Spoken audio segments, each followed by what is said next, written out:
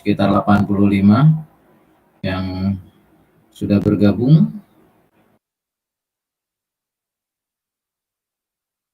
Dari tim Bisa AI, ada yang ingin disampaikan sebelum dimulai?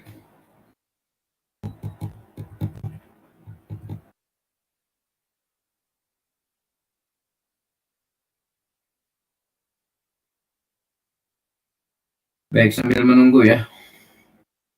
Teman-teman yang sudah hadir di partisipan, saya lihat sudah ada sekitar 85-an. Masih menunggu yang lain, mudah-mudahan bisa ikut hadir. Sudah diinfokan semuanya. Terima kasih yang sudah bergabung, Pak Andi Darmalau. Kemudian teman-teman dosen yang lainnya. Untuk teman-teman mahasiswa yang sudah bergabung, kami ucapkan selamat hadir di webinar untuk ITB Swadharma dengan Bisa AI. Ini adalah webinar pertama kita menggunakan aplikasi Bisa AI. Mudah-mudahan ini bisa menjadi awalan buat kita untuk bisa lebih memberikan kemajuan untuk bisa berkreasi, terutama di beberapa aplikasi yang bisa didukung oleh Bisa AI. Kalau selama ini kita webinar menggunakan Zoom, menggunakan meeting, nah ternyata ada aplikasi yang mungkin kita baru kenal. Di sini ada Bisa AI yang akan coba memberikan informasi berkaitan dengan startup IT untuk mahasiswa, terutama di ITB Swadharma. Alhamdulillah sudah sampai 90 yang hadir, kita masih tunggu lagi. Mohon dimonitor untuk chatnya, apakah suara yang saya sampaikan terdengar jelas di para peserta yang hadir webinar pada malam hari ini. Oke, terima kasih. Oke, baik.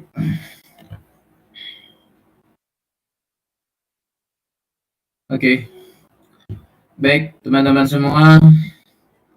Untuk malam hari ini kita akan memulai beberapa menit lagi, masih menunggu karena peserta yang hadir harusnya kalau berdasarkan informasi yang disebar oleh panitia dan tim dari webinar ini harusnya bisa sampai 400 peserta.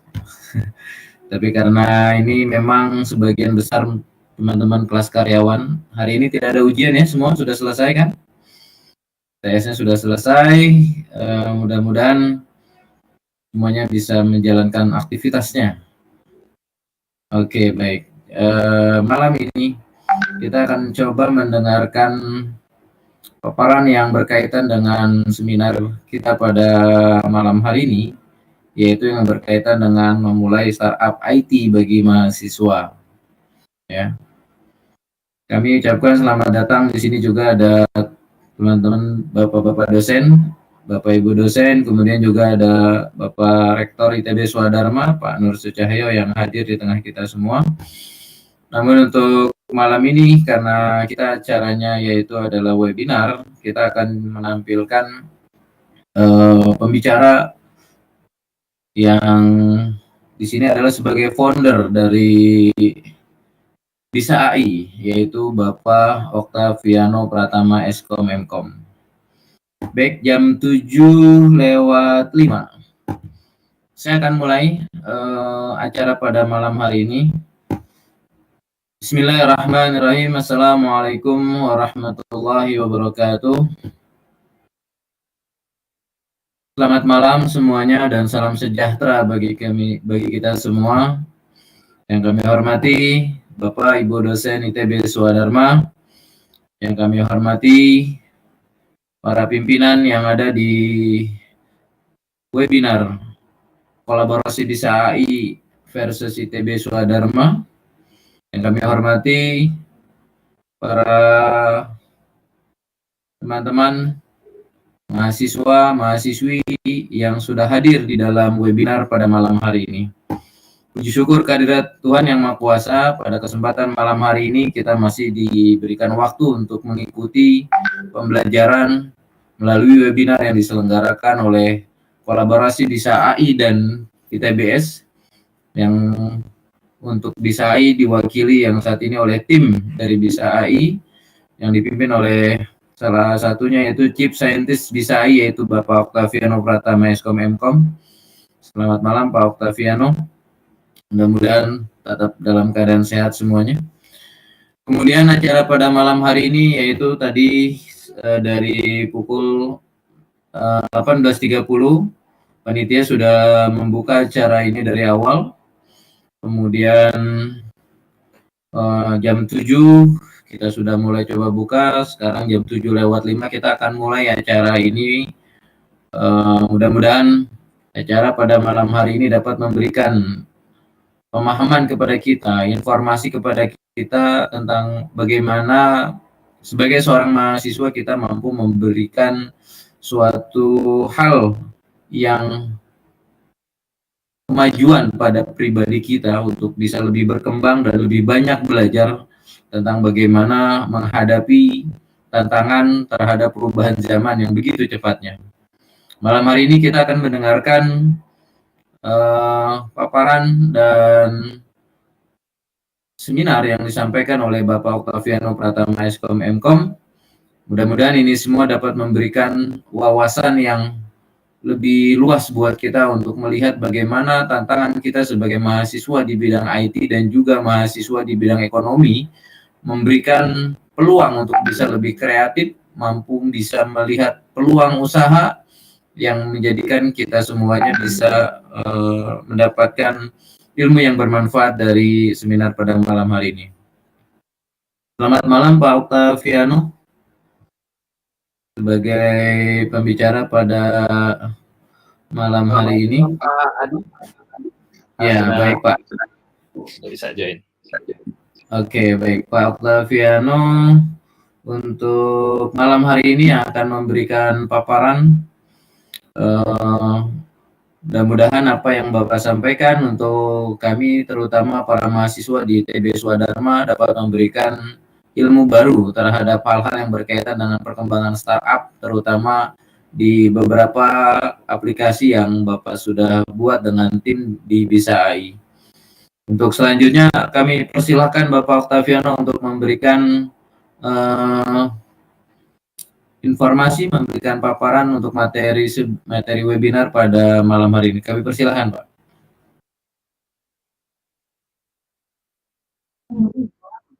Baik, terima kasih Pak Adi atas kesempatannya.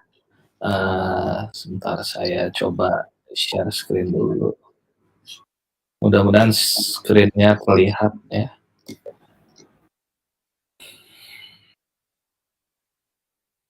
Oke, sudah muncul. Oh, belum muncul ya? Oh, sudah. Oke, baik. Sudah.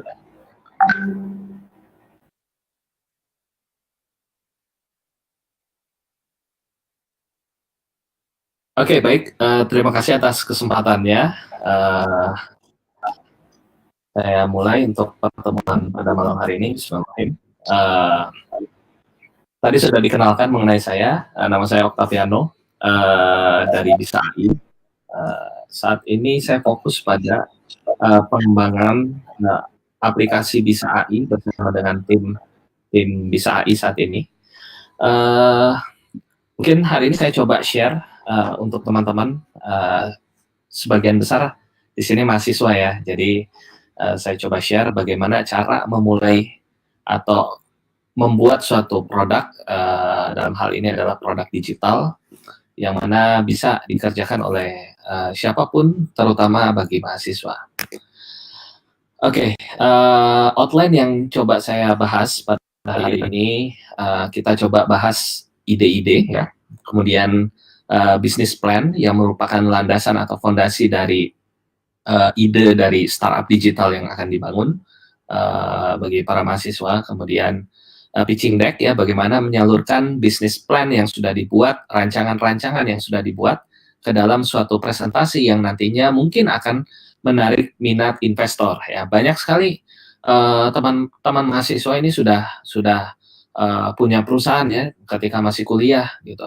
Saya melihat beberapa teman saya ketika saya kuliah dulu juga sudah memiliki perusahaan-perusahaan yang dimana sudah banyak yang berinvestasi di perusahaan mereka tersebut.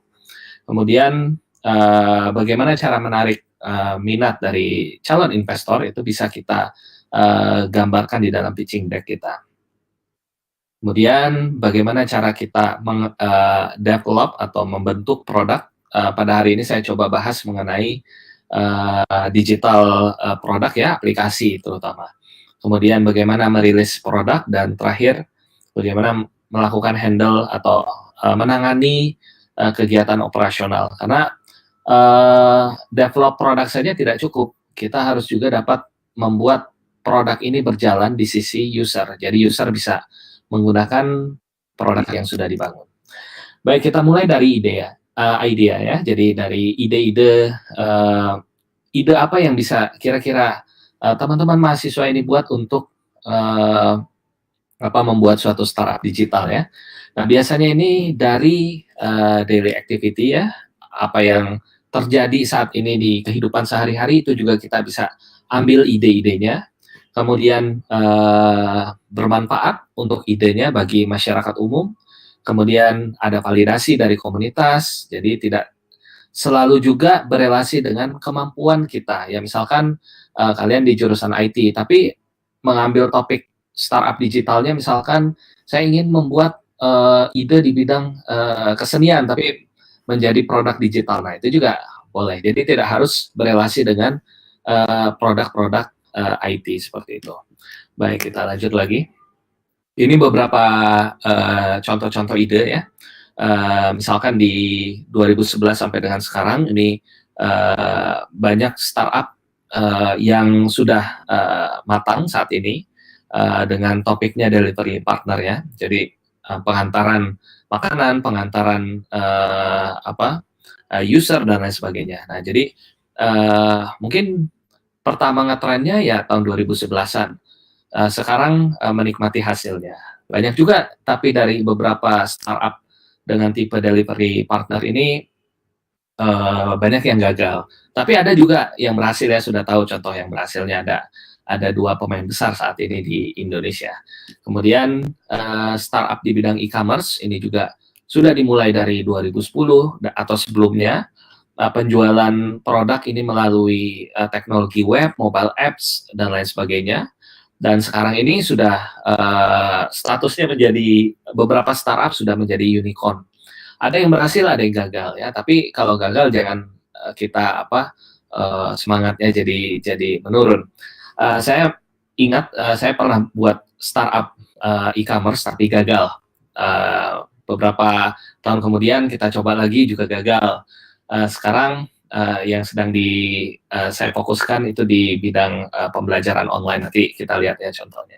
Kemudian juga di bidang retail, point of sales juga banyak ya, sampai sekarang pun masih banyak yang membuat startup digital di bidang retail dan point of sales. Saya pun saat ini mengembangkan dengan beberapa rekan ini untuk point of sales, nanti bisa dilihat di nama aplikasinya yaitu Tupai.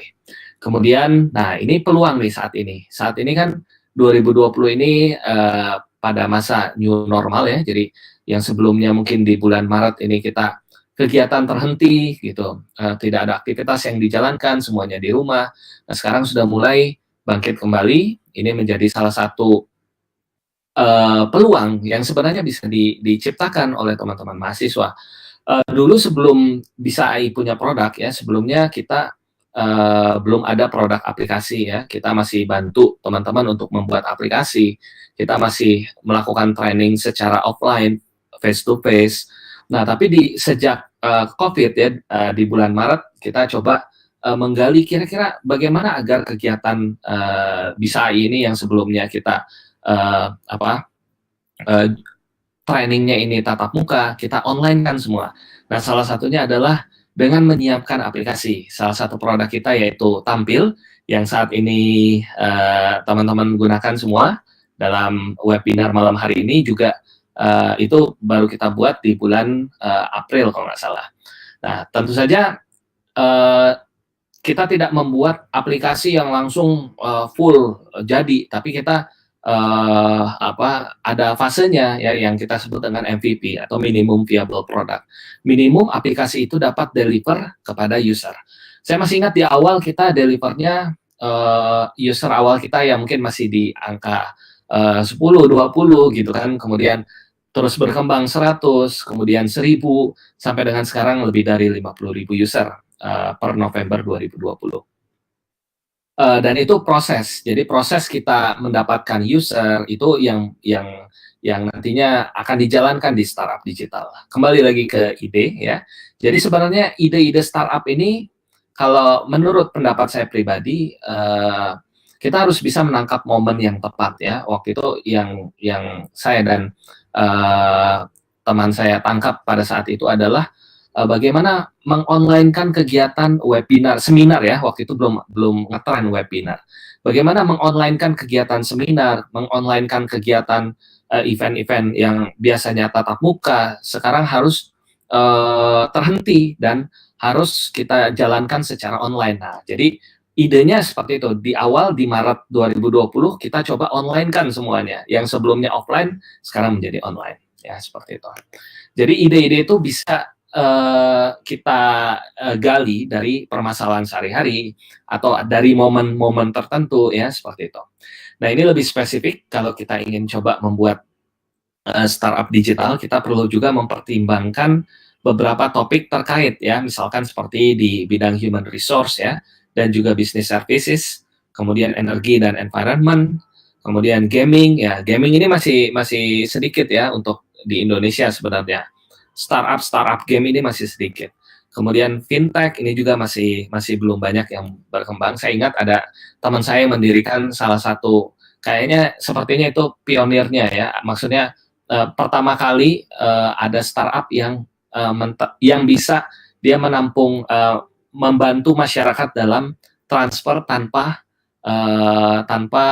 bunga. Kan biasanya kan kalau kita transfer ke beda rekening itu ada biaya tambahan.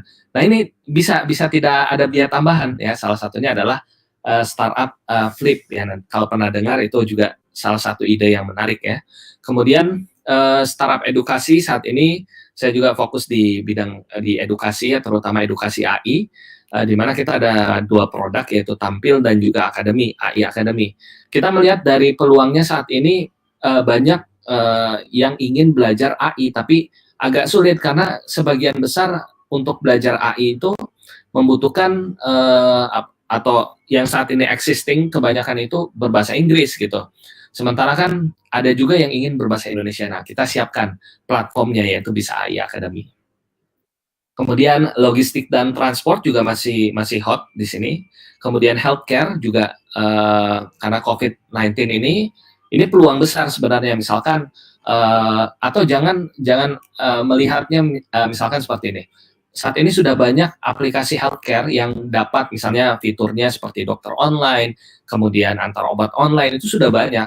Nah, tapi kita harus mencari spesifik idenya, misalkan seperti ini. Salah satu startup healthcare yang dokter online atau antar obat online, mungkin kalau yang tinggalnya di Jakarta sering lihat banner-bannernya kan, bannernya di mana-mana. Artinya itu jualannya langsung ke konsumen. Nah, coba kita coba ganti, jangan bisnis to konsumen, tapi bisnis to bisnis. Artinya misalkan dari bisnis tersebut ya, maksudnya kita misalnya buat startup healthcare, tapi kita coba sasarnya adalah bisnisnya, bukan konsumennya. Contohnya misalnya kita sasar klinik, sasar rumah sakit dan lain sebagainya. Jadi ini tidak akan bersaing dengan startup yang sudah besar, karena startup yang sudah besar tadi itu langsung ke konsumen seperti itu. Kemudian retail dan e-commerce ya, ada beberapa aplikasi point of sales. Saya melihat juga di sini banyak point of sales, tapi peluangnya masih besar. Terutama yang di bidang point of sales untuk community ya. Nanti mungkin kalau ada pertanyaan boleh ditanyakan. Oke, dan lain-lain. Jadi ide-ide ini sebenarnya banyak dan masih terbuka peluang lebar untuk teman-teman mahasiswa untuk membuat startup digital sejak mahasiswa. Kenapa harus dari mahasiswa? Karena gini, kalau nanti sudah misalnya sudah lulus kan orientasinya mungkin akan mencari kerja, mendapatkan kerja. Kita tidak mungkin lagi punya waktu ya, atau mungkin punya waktu tapi terbatas karena harus bekerja. Nah sekarang kan kuliah pun outputnya kan nanti akan bekerja ujung-ujungnya atau menghasilkan uang gitu kan. Nah ini salah satu kesempatan yang menurut saya paling baik sejak mahasiswa itu kalau sudah bisa membangun startup, mempunyai ide-ide yang kreatif, yang sudah bisa kita mendapatkan user dari startup yang kita bangun itu akan lebih lebih lebih kelihatan gitu dibandingkan mungkin nanti ketika lulus baru saya akan membuat startup itu mungkin agak too late. Contohnya saya itu too late ya sejak mahasiswa sebenarnya sudah coba membuat beberapa startup, sempat dapat pendanaan dari kampus pada saat itu atau dari luar, tapi karena tidak diseriuskan ya, jadi akhirnya bangkrut startupnya. Nah sekarang dari pengalaman itu, wah dulu saya tidak full time gitu. Nah jadi sekarang jadi ingin coba full time. Jadi ini kesempatan yang bagus ya sejak mahasiswa itu bisa membangun startup digital. Oke, kita lihat di sini ada benchmarking ideas ya. Ini saya ambil dari top strategic technology trend ya. Di antaranya ini misalkan startup di bidang AI, di bidang Internet of Things, di bidang aplikasi itu sangat tren saat ini. Ini jadi peluang juga. Walaupun banyak aplikasi yang sudah meluncur di pasaran, tapi tetap peluangnya sangat besar ya. Jadi tidak ada salahnya bagi adik-adik mahasiswa untuk mencoba mengimplementasikan ide-ide kreatifnya menjadi startup digital. Kemudian, nah di sini ini menurut subjektif saya ya, jadi kita tidak bisa menjalankan startup digital ini hanya dengan satu orang. Nah kita harus mencari partner ya. Partner ini maksudnya tim gitu. Misalkan di satu angkatan misalnya ada 100 orang dari suatu kampus misalnya. Nah, anggaplah yang memiliki minat untuk membuat startup 20%-nya, misalnya 20 orang. Ajak semua, jadi jangan khawatir di awal itu timnya itu banyak. Semakin banyak tim, maka semakin banyak yang bisa kita ciptakan gitu. Karena kalau misalkan menjadi co-founder ya, misalnya kalian mau membentuk tim jadi co-founder, tidak perlu memikirkan menggaji orang. Ya, jadi dengan kemampuan yang masing-masing berbeda itu akan bisa membentuk startup digital. Misalkan seperti ini, saya perlu yang bisa bisnis, saya perlu yang bisa presentasi, saya perlu yang bisa pemrograman Android, pemrograman web, back-end, dan lain sebagainya. Itu kita kumpulkan misalkan. Nah, setelah dikumpulkan, bagi tugas, tentukan siapa leadernya, kemudian siapa yang bagian penjualannya, dan lain sebagainya, itu bisa dilakukan sejak masih mahasiswa. Jadi kalau sudah lulus, sudah punya pekerjaan masing-masing, itu akan sulit membentuk startup digital seperti itu. Nah, jadi untuk yang pertama tadi idea ya. Jadi idenya itu banyak, bisa dimulai dari sekarang. Oke, berikutnya adalah business plan. Setelah ide-idenya kita gali dengan partner atau relasi kita ya dengan teman-teman kita. Berikutnya adalah kita coba tuangkan ide yang kita buat tadi ke dalam suatu business plan. Nah, biasanya business plan ini sebenarnya banyak tipe-tipenya. Nah, salah satu yang praktikal, maksudnya yang cukup banyak digunakan, ini adalah business model Canvas. Ini bisa dilihat bukunya dari karangan dari Alexander Osterwalder. Judulnya adalah Business Model Canvas. Nah, di dalam bisnis model Canvas, kita bisa menuangkan ide bisnis kita ke dalam 9 bagian. 4, 5, 6, 7, 8, 9. Betul. Ke dalam 9 bagian. Nah, jadi misalkan ini Canvasnya seperti ini. Ada beberapa poin seperti customer segment, customer relationship, channels, value proposition, key activities, key resources, key partners, cost structure, dan juga revenue streams. Oke, kita coba bahas masing-masing dari bisnis model Canvas, ada 9 bagian. Yang pertama adalah customer segment. Customer segment ini kita coba menggambarkan kira-kira siapa segmentasi pelanggan kita. Jadi sebenarnya ada pilihan yang bisa kita menyasar niche market ya, atau market yang sempit, ataupun mass market atau market yang luas. Nah, ini pilihan sebenarnya. Kalau mass market, mungkin biaya yang dikeluarkan akan banyak gitu. Sementara niche market ini akan lebih fokus spesifik pada user tertentu.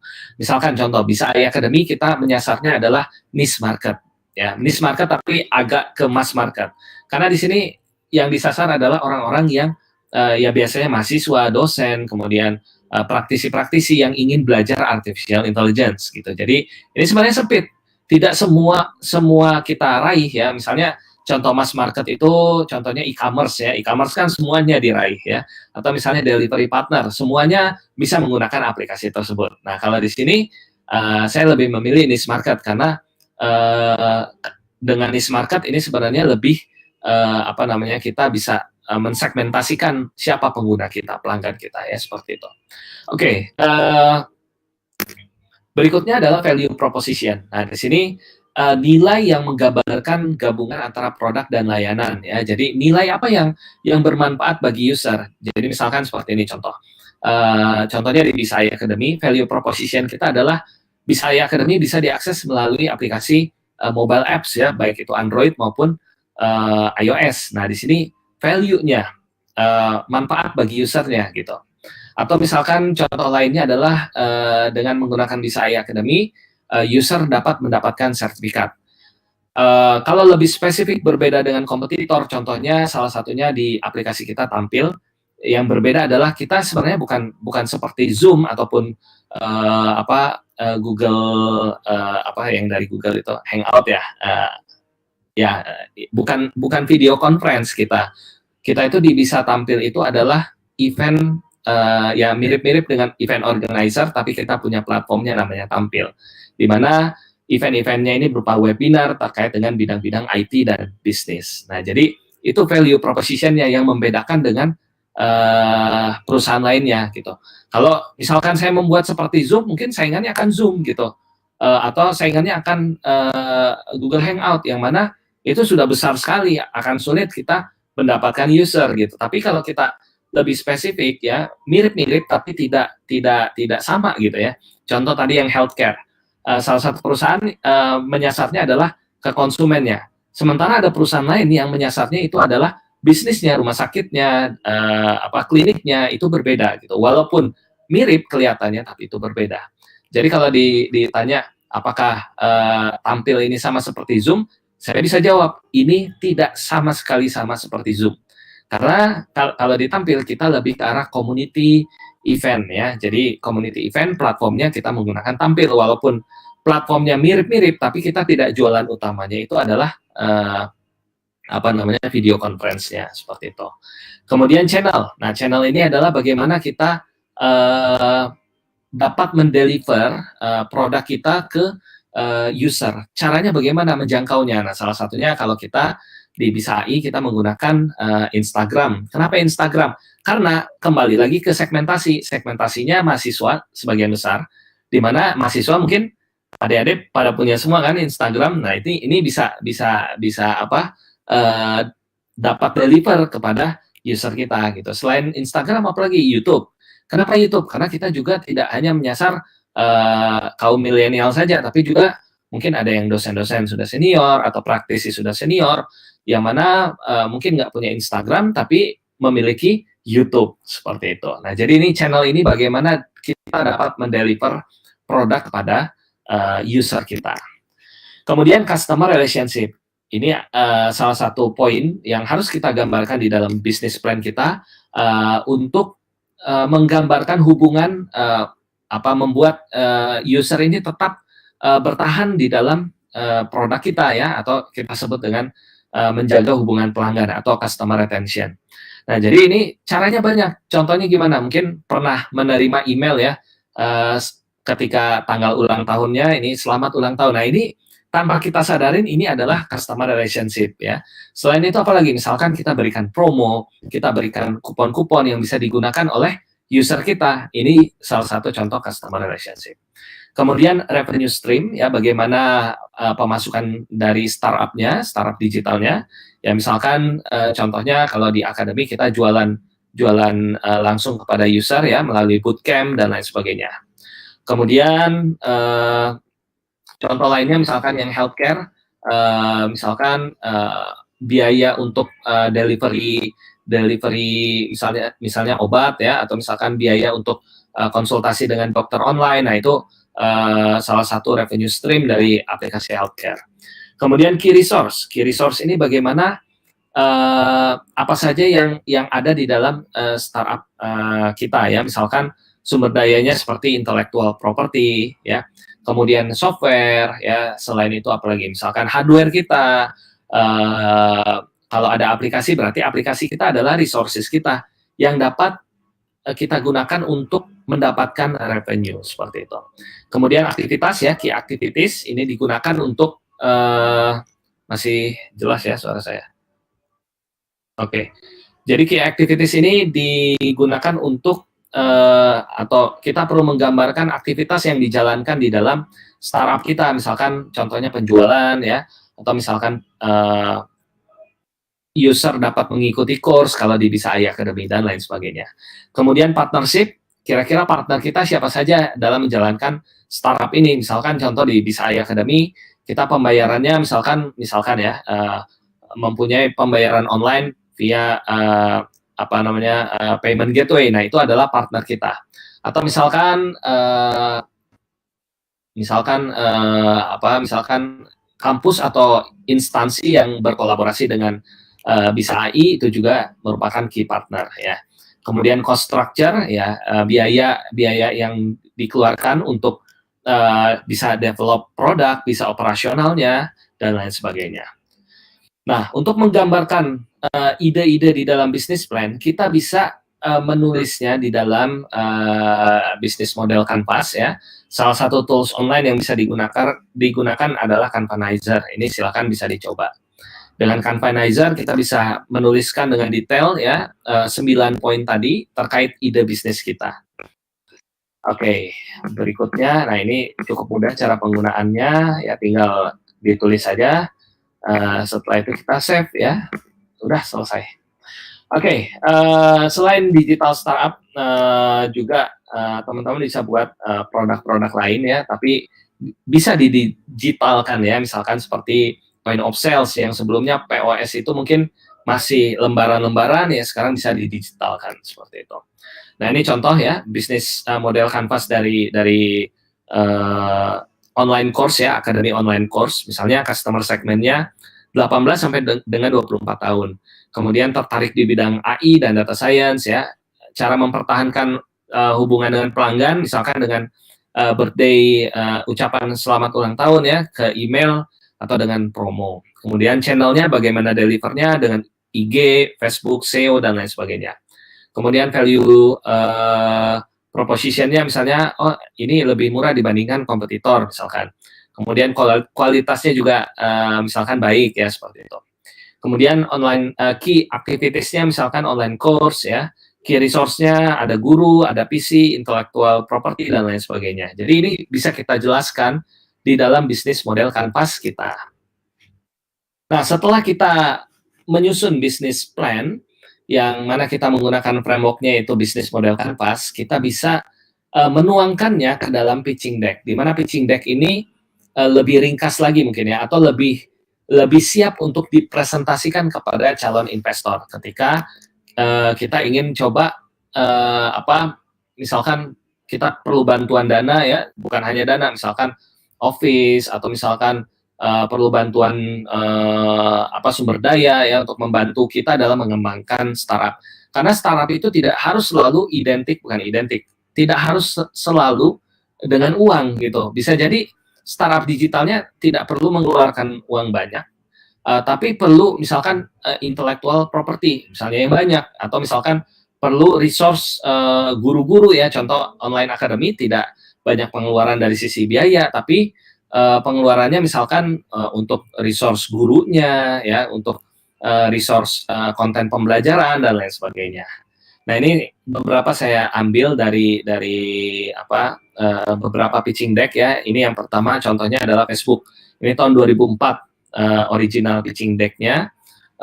ini masih sangat simpel pitching deck-nya, tapi sudah menggambarkan keseluruhan dari bisnisnya. Jadi misalkan di sini yang penting-pentingnya penjelasan apa itu Facebook, kemudian cara kerjanya ya, ini user profile, saat ini penggunanya siapa saja ya, kemudian audiensnya, kemudian demografinya, target marketingnya, kemudian yang disasar siapa saja, dan terakhir kontrak. Sangat simpel, hanya 25 halaman kalau nggak salah. Tapi sudah apa namanya, bisa menjadi aplikasi yang besar gitu. Kemudian yang lainnya, ini contoh Foursquare pitching deck-nya seperti berikut ya. Definisi, malah ini yang Foursquare ini semuanya terkait dengan teknis cara kerjanya semua ya. Nah ini juga bisa kita implementasikan ya. Jadi pitching deck tidak harus misalkan desainnya menarik, tidak harus ya. Tapi sudah bisa menggambarkan ide-ide bisnisnya ke dalam presentasi yang dimana calon investor itu mungkin hanya punya waktu 1-3 menit. Nah, gimana cara kita deliver 1 menit, apa namanya, waktu 1 menit ini untuk mendeliver semua ide bisnis kita. Nah, ini kan harus kita siapkan di dalam pitching deck ya, seperti itu. Oke, setelah kita punya pitching deck ya, misalkan kita sudah siap ya, sudah ada dana, sudah ada tim. Nah, sekarang kita coba melakukan develop produk ya. Jadi produk digital ya berarti resource yang banyaknya mungkin adalah pegawai maupun ya programmer, kemudian infra dan lain sebagainya ya, untuk produknya tipenya adalah aplikasi digital ya. Nah, ini contoh produk dari Bisa AI ya. Kita punya telehealth. Saat ini belum kita serius di sini, telehealth dan Tupai. Tupai ini sebenarnya sudah aktif ya, bisa digunakan. Mungkin ada yang punya bisnis UMKM, ini bisa digunakan untuk pencatatan transaksi dan lain sebagainya. Nah, saat ini kita fokus pada 2 produk kita, yaitu Tampil dan juga Bisa AI Academy. Di mana Tampil ini lebih fokus pada event-event webinar, kemudian seminar online dan lain sebagainya. Sementara AI Academy ini course online terkait dengan artificial intelligence. Nah, jadi harapannya adalah bisa membuat digital produk ya, terutama aplikasi gitu, yang mana user-user itu bisa kita raih lebih banyak skopnya. Kalau kita punya produk offline mungkin hanya pada suatu geografis tertentu saja. Tapi kalau produk digital ya, dengan mungkin pasarnya yang luas tapi tetap segmentasi gitu, itu bisa menjangkau banyak user. Nah, setelah kita siapkan ya, ini contoh misalkan produknya adalah Bisa AI Academy. Kemudian kita langkah pertamanya dalam mendevelop digital produk adalah kita harus menyiapkan arsitektur dari produk kita ya. Di sini keseluruhan, bukan hanya aplikasinya saja. Coba kita lihat di sini, misalkan arsitekturnya yang digunakan adalah client server contohnya. Di mana di sini kliennya itu kita anggap sebagai front end ya. Di sini front end-nya itu berupa Android ya. Saat ini Bapak Ibu atau adik-adik sekalian bisa membuka aplikasi Tampil, bisa melalui aplikasi mobile, Android, iOS maupun web. Nah, di mana ini kita sebut dengan front end. Kemudian ada juga back end. Back end ini biasanya banyak code-nya, atau misalkan lebih banyak logic ya terkait dengan produk kita. Jadi penyimpanan datanya itu semua dikelola oleh back end, bukan dikelola oleh front end. Nah, ini harus kita rancang di awal ketika kita menyusun produk dari startup kita. Atau misalnya integrasi dengan pihak ketiga, kita mau punya integrasi dengan API lain, misalnya contoh Raja Ongkir untuk mengetahui ongkos kirim dari suatu lokasi ke lokasi lain. Nah, ini kita siapkan arsitekturnya seperti ini. Kemudian misalnya kita terkoneksi ke API pembayaran juga sama. Kita terkoneksi ke API delivery partner juga sama, dan lain sebagainya. Nah, kalau kita lihat lagi di sini, dalam membangun mobile apps ya, nah, ini kan setelah kita coba mendefinisikan arsitektur dari produk kita, kita bisa membuat front end-nya terlebih dahulu ya, front end-nya yang ini ya. Dimana salah satu yang cukup tren adalah dengan menggunakan mobile apps ya. Di sini ada beberapa langkah yang bisa dijalankan dalam membangun mobile apps ya. Di antaranya Yang pertama discovery, market research, dan mobile app development tech stack ya, di mana di sini kita harus menjawab berbagai pertanyaan ya seperti berikut. Target audiensnya siapa ya, customernya bagaimana, dan lain-lain, sehingga kita bisa mendapatkan hasil riset singkat terkait dengan apa yang mau kita bangun. Nah, setelah kita mempunyai gambaran apa yang mau kita bangun aplikasinya, kita bisa membuat wireframe ya. Wireframe ini rancangan awal dari aplikasi kita, masih dalam bentuk coret-coret. Atau setelah yakin, kita bisa mengimplementasikannya dalam high level ya, misalkan dengan tools namanya Figma ataupun dengan Adobe XD. Nah, setelah itu baru kita rancang back-end dari produk kita ya. Ini contohnya back-end-nya kita rancang seperti ini. Nah, nanti prototipe dari aplikasinya kita coba sempurnakan yang menyesuaikan dari arsitektur aplikasi kita. Contohnya seperti ini. Ini wireframe dari aplikasi Bisai Academy. Nah, setelah itu baru kita develop aplikasinya. Jadi sebenarnya develop aplikasi itu adalah urutan kesekian. Kita harus melewati fase-fase sebelumnya, misalkan tadi discovery dan market research, kemudian kita tentukan goals-nya, kemudian kita rancang arsitekturnya, baru kita wireframe, dan langkah terakhir adalah kita develop aplikasinya gitu.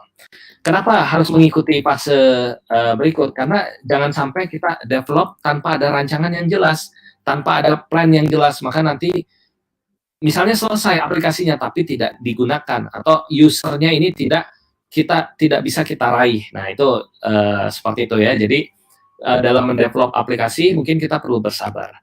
Oke, kemudian setelah aplikasinya berhasil di-develop, kita harus menjalankan fase DevOps ya, di mana DevOps ini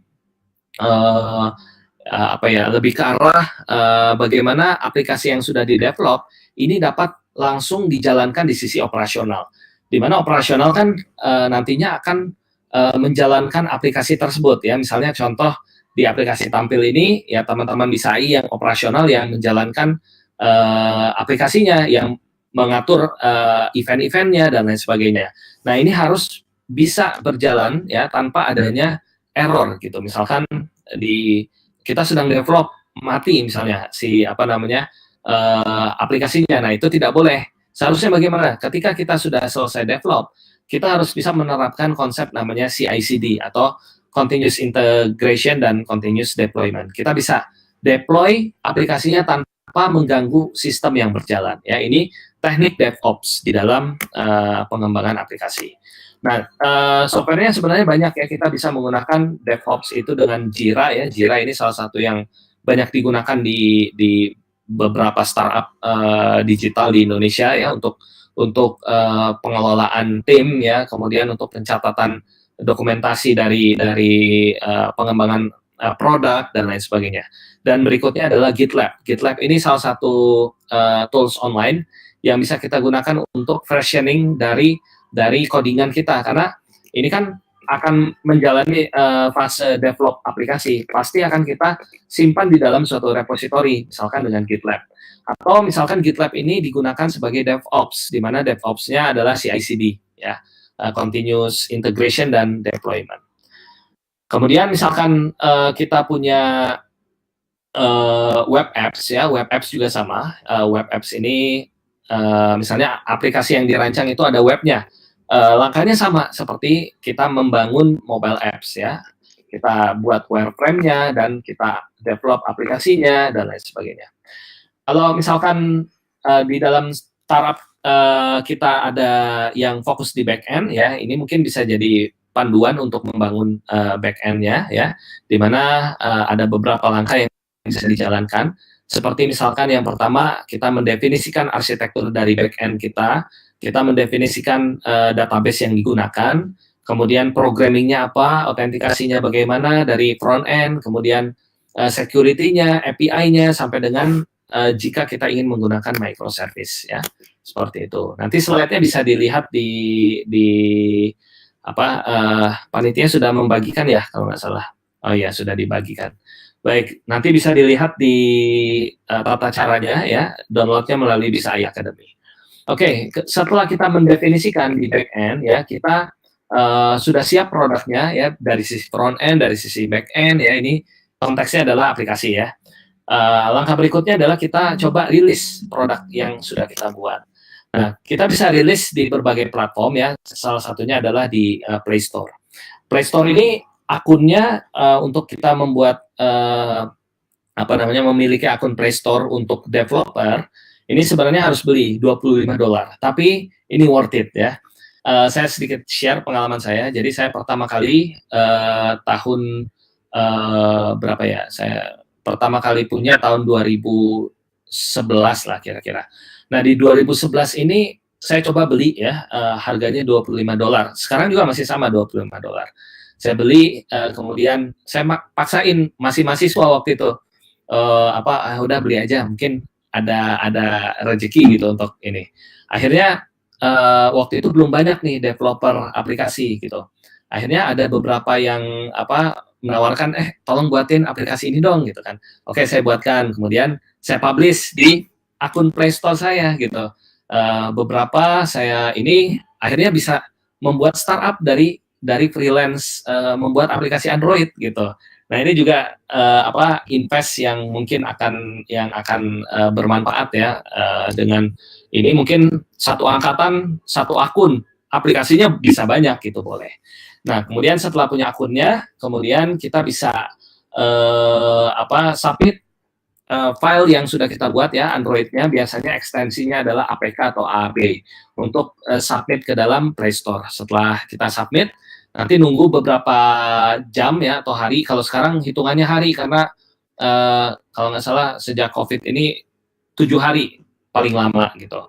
Nanti setelah itu aplikasi kita berhasil dipublish ya. Nah, kemudian bisa juga kita coba publish aplikasinya di App Store, tapi ini harganya cukup mahal, $99 per tahun. Kalau segmentasi market kita adalah misalkan menengah ke atas, mungkin tepat menggunakan Play Store. Tapi kalau misalkan bukan menengah ke atas, ya mungkin kita perlu mempertimbangkan Play Store. Gitu. Setelah kita rilis produknya, ya barulah kita jalankan produknya di sisi operasional ya, di mana di sisi operasional ini ya banyak kegiatan yang dilakukan ya, misalkan contoh di AI Academy yang kita kerjakan adalah di sisi operasional, misalkan menambahkan course-course baru gitu, guru-guru ini membuat konten baru, kemudian guru juga menilai pekerjaan dari user dan lain sebagainya. Ini di sisi operasional, di mana dari sisi development, operasional, marketing, semuanya harus bisa sinkron gitu satu sama lain. Nah, ini tantangannya. Jadi sebenarnya tantangan terbesar itu ini menurut pendapat saya adalah bukan dari sisi development. Kalau development saya rasa teman-teman pasti bisa membuat aplikasi yang sangat bagus ya. Tapi ketika sudah dijalankan, kita mendapatkan user. Nah, ini menjadi tantangan yang lebih berat, yaitu kita harus bisa menghandle operasional dari startup digital yang kita bangun. Mungkin itu saja yang bisa saya sampaikan karena sudah waktunya juga. Terima kasih atas perhatiannya. Saya kembalikan lagi kepada Pak Adi. Silakan, Pak.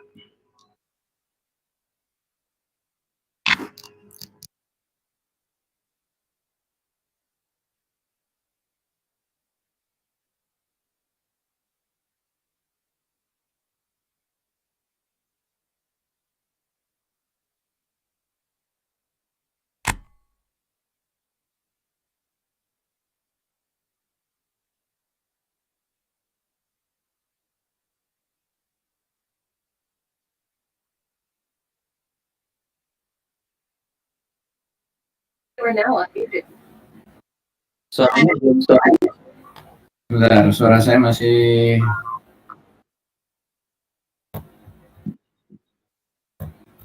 Sudah muncul, Pak.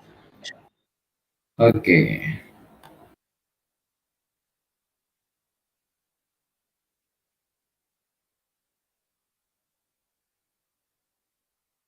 Masih mute.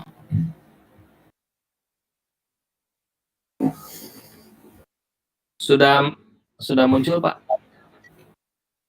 Ya, tapi mic saya nggak bisa buka. Sebentar. Oh iya. Yeah.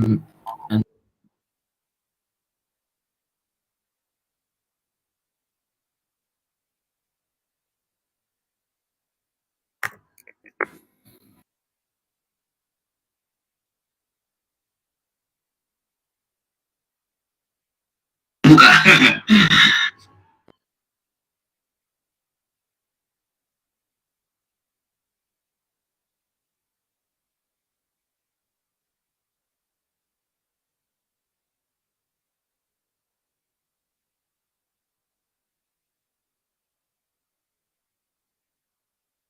Nah itu di YouTube-nya bisa. Berarti sebagian ada yang pada pindah juga nih.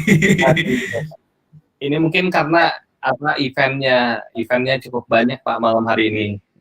Oh Selain gitu. Selain dan dengan ya selain dari ITB Swadharma ada yang lain ya. Saya ada 2 event ini emang ya. ya, tapi memang kita membuatnya itu dengan MVP Pak. Jadi kalau mau buat seperti Zoom, terus terang kita nggak bisa. Zoom itu kan benar-benar apa berapapun gitu kan.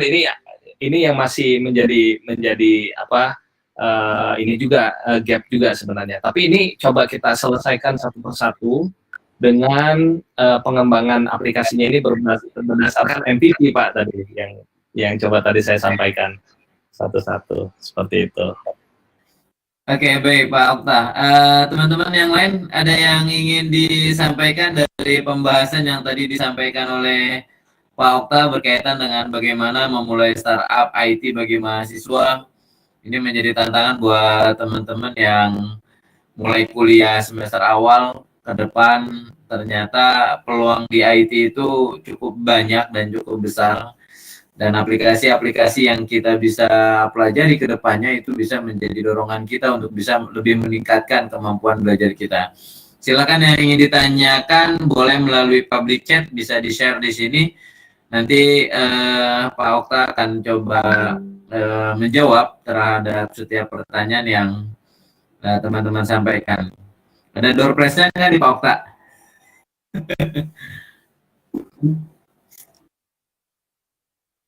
Silakan yang ingin bertanya. Ada setiap yang bertanya nanti kita kasih kupon bootcamp gratis di kita. Oh, iya. Mantap ya. Ini boleh ditanyakan. Silakan yang ingin bertanya boleh melalui chat yang ada di layar saudara masing-masing. Nah, nanti akan catat. Silakan yang ingin ditanyakan yang berkaitan dengan materi webinar malam hari ini. Baik, dari Pak Tarmudi, Pak Okta, bagaimana agar startup yang kita bangun survive melihat banyaknya persaingan startup yang sudah berkembang? Bagus juga nih pertanyaan Pak Okta nih. Belum apa-apa kayaknya udah ngendor duluan ya. Iya. Bisa terdengar ya Pak? Ya, cuman agak putus-putus Pak. Putus, oke. Ya. Ya, terima kasih Pak Tarmudi atas pertanyaannya. Jadi ya sebenarnya kita pun di Bisa AI pun belum bisa dikatakan survive. Punya user dan juga usernya ini masih menggunakan produk dari kita, ini itu sebenarnya bisa dikatakan masih survive. Ya, jadi saat ini ya memang kita penggunanya di Bisa AI kita sudah ya sebenarnya belum terlalu banyak di angka yang tadi saya sebutkan, tapi masih ada pengguna saat ini gitu. Jadi kita masih terus semangat untuk jalankan event-event, masih terus semangat untuk apa ya berkarya gitu di Bisa AI. Nah, jadi caranya sebenarnya ya kita bisa melakukan survei, kita bisa melakukan apa namanya kita riset sidak mengenai performa dari startup kita. Karena ini penting sebenarnya melihat performa dari startup. Nah, setelah kita tahu performa dari startup kita, user engagement-nya bagaimana, dari channel sosial medianya bagaimana, ini bisa kita tunjukkan misalkan nanti ke depannya kalau ada calon investor. Jadi kita bisa tunjukkan, oh ini usernya sudah banyak nih. Kemudian kita selama 1 tahun berjalan ini masih survive. Nah, ini yang bisa kita tunjukkan. Dan selalu berinovasi. Jadi misalkan tidak hanya puas dalam satu produk saja. Di awal kita di AI Academy produk utamanya itu adalah online course. Tapi seiring dengan waktu kita nambah lagi beberapa fitur seperti AI simulator dan lain-lain. Tapi mungkin masih beta. belum bisa digunakan secara luas. Nah, ini terus kita berkembang karena saya melihatnya dari beberapa startup yang sudah berhasil ya. Di awalnya itu misalkan delivery partner fokusnya, sekarang sudah mulai ke pembayaran, sudah mulai ke apalagi misalkan logistik dan lain-lain. Jadi startup tersebut terus berkembang, banyak produk sub produk di dalam startup digital tersebut. Ya mungkin itu saja jawaban saya Pak Tarmudi. Terima kasih. Panitia nanti boleh dicatat yang bertanya boleh diberikan kupon bootcamp. Terima kasih Pak Okta. Nah, sangat menarik. Jadi memang yang paling penting kolaborasi, kemudian terus berupaya, terus berkreasi ya. Kalau misalkan stuck begitu aja, karena ketika nanti semuanya migrasi ke aplikasi, mau tidak mau basis application mobile terutama itu akan lebih banyak, lebih berkembang ya Pak Okta sebenarnya ya.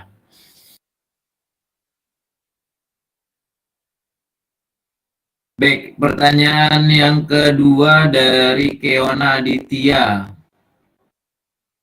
Untuk mulai membuat startup baru sebagai pemula, berapakah biaya sampai sebuah startup itu rilis di publik? Waduh, ini udah ngitung aja nih, Pak Mas Keona Aditya. Pak Okta gimana Pak? Baik, terima kasih. Untuk pemula biayanya itu saya bisa sebut tidak ada biaya Pak. Kenapa? Karena kalau kita membentuk tim, misalkan masih mahasiswa nih, satu angkatan misalkan yang tertarik ada 20 mahasiswa, berarti kan tidak ada biaya yang kita keluarkan untuk produk digital. Misalkan ya mungkin biayanya tadi seperti membeli akun Play Store atau misalkan apalagi ya biaya awalnya itu tidak banyak biaya sebenarnya kalau kita memulainya sejak mahasiswa, karena sejak mahasiswa ini banyak waktunya dan juga belum ada pekerjaan lain kan selain kuliah gitu. Nah ini menjadi satu kesempatan. Jadi itu hanya untuk resource-nya maksudnya untuk gaji karyawan dan lain-lain. Jadi biaya-biaya lainnya mungkin server ya perlu kita pertimbangkan. Tapi biasanya banyak program gratis juga kalau masih mahasiswa dan mempunyai email kampus ya kalau nggak salah, ada beberapa provider yang menyediakan akses gratis untuk cloud ya, untuk menyimpan datanya dan lain sebagainya, seperti itu. Oke, baik. Terima kasih Pak Okta. Ini untuk Keona. Biayanya adalah kemauan dan keinginan yang keras buat belajar ya Pak Okta ya. Iya betul. Kemauan dan keinginan. Ya. Itu yang paling sulit. Nah, jadi membangun kemauan dan keinginan untuk terus berinovasi sehingga yang paling penting itu nanti akan berjalan ketika timnya solid, itu bisa saja secara pembiayaan di mahasiswa. Sebenarnya yang pernah Pak Okta boleh di sharing waktu mungkin dapat hibah dari apa Pak, dari Dirjen Dikti mungkin sebelumnya. Ya betul. Ya, jadi saya waktu itu tahun 2013 kalau nggak salah, itu ada hibah dari kampus, nama programnya UI Youth Creative Entrepreneur atau apa, saya agak lupa, sudah lama. Nah, jadi itu kita diberikan dana, saya waktu itu bentuk tim dengan beberapa orang, kita diberikan dana, dananya juga nggak terlalu besar, tapi kita waktu itu masih bisa jalan gitu. Ya masih sempat merasakan operasional. Jadi kan kalau startup yang sudah ada operasionalnya kan berarti ini sudah bisa dikatakan startupnya jalan, seperti itu Pak. Nah itu kita masih mahasiswa pada saat itu dan sudah jalan operasionalnya mungkin beberapa bulan. Setelah itu karena mungkin kesibukan jadi akhirnya berhenti gitu. Tapi sebenarnya teman-teman ini banyak peluang. Kalau saya kan waktu itu berhenti mungkin karena yang lainnya ada kesibukan, jadi kita stop juga. Nah, kalau semuanya komitmen dengan ya pendanaan yang didapatkan itu akan terus survive ya, sustain seperti itu. Ya mungkin itu Pak sedikit share-nya dari saya. Oke, baik. Ya, terima kasih Pak Okta. Ini kemudian ada mahasiswa juga yang bertanya nih, Mas Aldi, berkaitan dengan mencari investor dan mencari kepercayaan untuk para calon investor nih gimana caranya nih? Oke. Mempercayakan calon investor. Wah, kayaknya harus ngikutin kolonel yang punya KFC kali ya. Oke. Ya, saya coba jawab ya Pak ya. Nah, jadi kalau saya terus terang gagal pitching itu sering sekali. Udah nggak kehitung berapa kali gagal. Sejak masih kuliah sampai dengan sekarang, terakhir kemarin juga pernah sempat gagal kita. Baru beberapa waktu yang lalu gitu kita sempat gagal.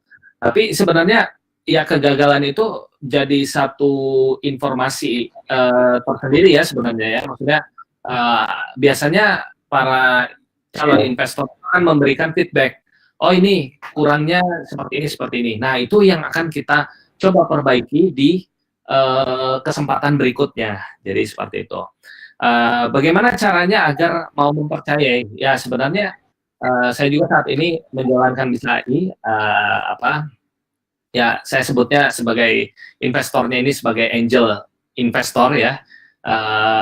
Investor yang mempunyai kelebihan dana ya, kemudian diinvestkan untuk produk-produk. Sebenarnya awalnya itu saya sedikit cerita ya.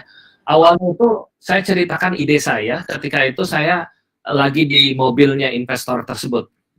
Ditanya, jadi ide kamu apa? Oke, perjalanannya itu kalau mungkin yang tahu Jakarta itu dari daerah Blok M sampai dengan sampai dengan Cilandak.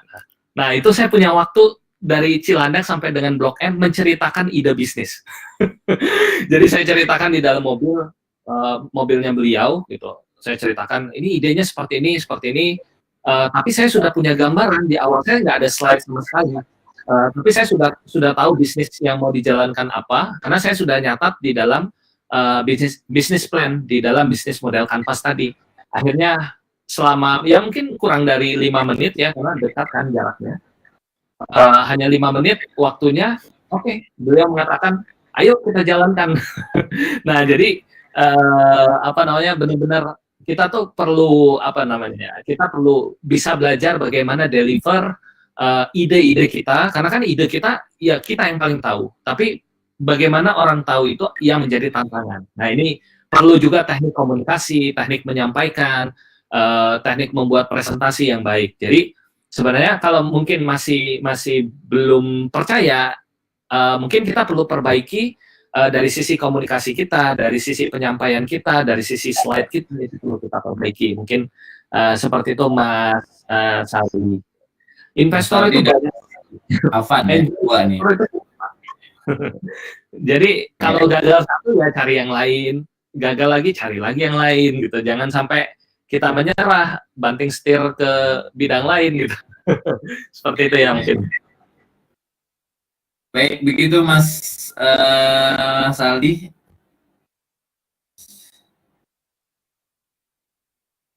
Cek, suara saya terdengar? Halo. Terdengar Pak? Terdengar jelas. Mungkin suara saya yang kurang terdengar ya. Halo Pak Adi.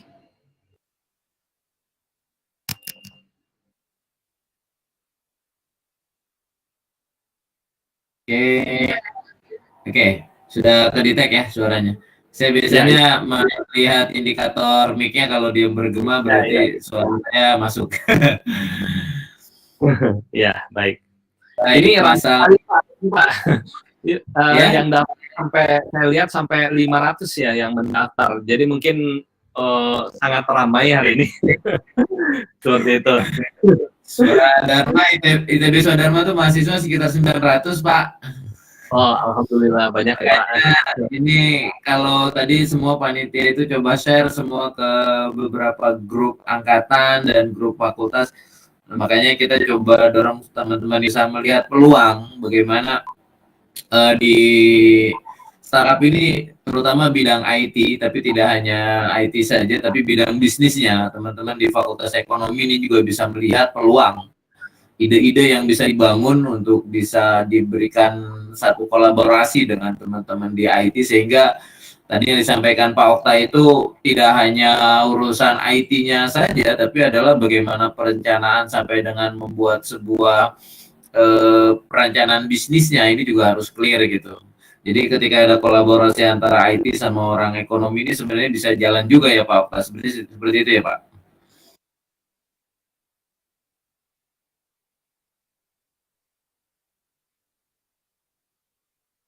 Baik, Pak Okta, ada yang ingin bertanya lagi berkaitan dengan pertanyaan ini, tantangan yang sering dijumpai dalam memulai startup.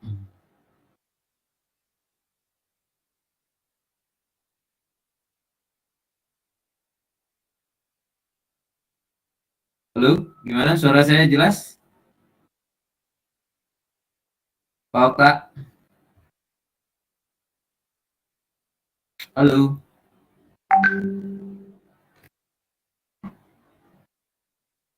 halo, cek. Pak Okta, mic-nya tertutup posisinya. Pertanyaannya banyak nih.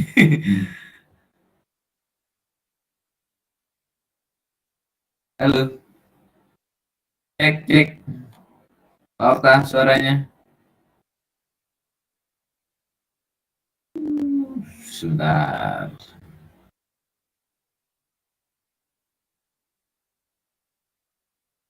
Boleh dikomentari suara.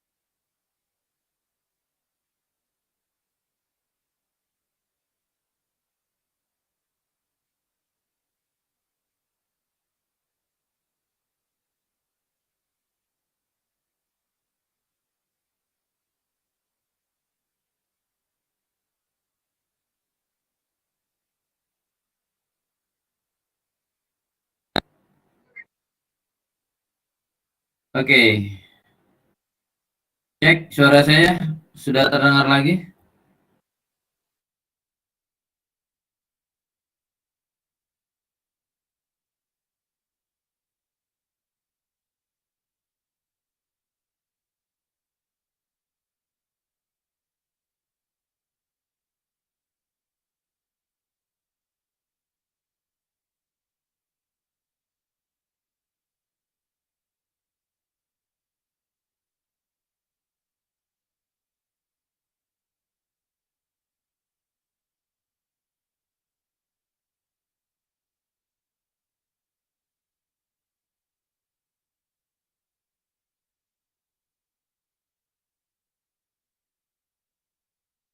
Sudah jam 1 masih join lagi. Oh, Pak Oktanya sudah hadirkah? Teman tim dari Disa AI mungkin bisa boleh dijawab Pak Okta?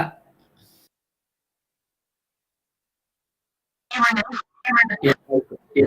Terima kasih Pak. Maaf, keluar. Suara saya sudah terdengar ya Pak ya? Sudah jelas. Di saya sudah jelas. Mudah-mudahan di teman-teman juga sudah. jelas. Baik, saya coba jawab pertanyaannya Pak, yang dari Pak Sasmito ya Pak ya? Iya. Ya baik. Jadi dalam membangun startup tanpa investor itu sebenarnya bisa, tapi pada prosesnya itu nanti kita akan perlu ya grow up dari startupnya. Nah ini apa ya di awal mungkin semua ya beberapa orang yang startupnya sukses pun memulainya tanpa investor.